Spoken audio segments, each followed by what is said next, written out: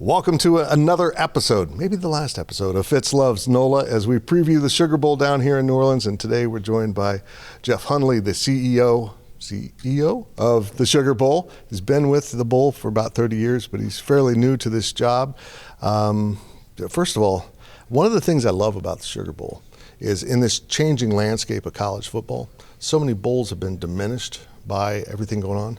I don't feel that way at all about the Sugar Bowl. I feel like it's still the same grand bowl it always has been. Well, thanks for saying that. We'd like to believe that. We think when we work hard to keep it at that level. We've been fortunate, where we're located. There's some good fan bases within driving distance, both from the Big 12 and the SEC, and so that's really worked out well for us over time.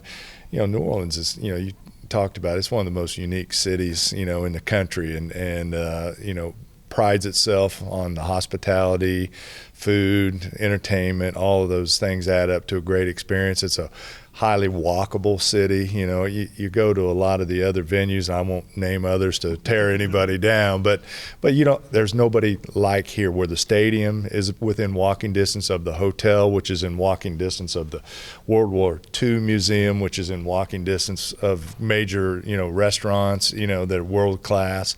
So we've got a lot to offer, and fans have enjoyed it over the years, and we hope for many years to come. One of the really cool aspects about this town is a culture unique to the world. I mean, literally, there's no place like it anywhere. And you guys incorporated the bowl game. Some of the ways, how does New Orleans get reflected by the Sugar Bowl? Well, we try to show it. We've got a big private event tonight where a lot of that will be showcased. It's a gala where we have representatives of both schools and both conferences, as well as all of our sponsors. But there'll be a lot of unique New Orleans culture. It's seen in the food, it's seen in the entertainment, it's seen in the creativity that they'll see. They're going to see things that they're not going to see anywhere else. It's interesting. Somebody said we're going to show the Kansas State folks that they're not in Kansas anymore, and the theme, it's just coincidental, but the theme of the gala tonight is the Wizard of Oz. Well, that's weird. So it's better to be lucky than good sometimes, Well, we'll try to keep the tornadoes away. And the parade. It's always a big event, and again, that reflects the culture. Unfortunately, we're looking at some pretty bad weather on Friday. What's the plans there? Well, we've got a 5 a.m. wake-up call tomorrow morning to meet with a meteorologist to determine, what our plan is going to be going forward. If you'd asked me this a few hours ago, I would have been more negative, but we're starting to see that it may clear. We may have a window tomorrow afternoon. So we're excited about that. It's great. We found since we started this parade up 5 or 6 years ago that the fans coming in, that this is not, they don't get to see Mardi Gras. And this, while this is a smaller version of it, it's certainly something that is unique to the area. That we've got a lot of unique throws, beads, footballs, etc. that the people riding in the parade will throw. We've got the university bands. We've got all sorts of things that on a good day, the crowds will be lined up, 40 deep on either side of the street, all the way down the parade route. So it's a fun event, something that we're sure hoping comes together, because we put a lot of planning and time into it. Okay, as I mentioned, you've been here in New Orleans for quite a while.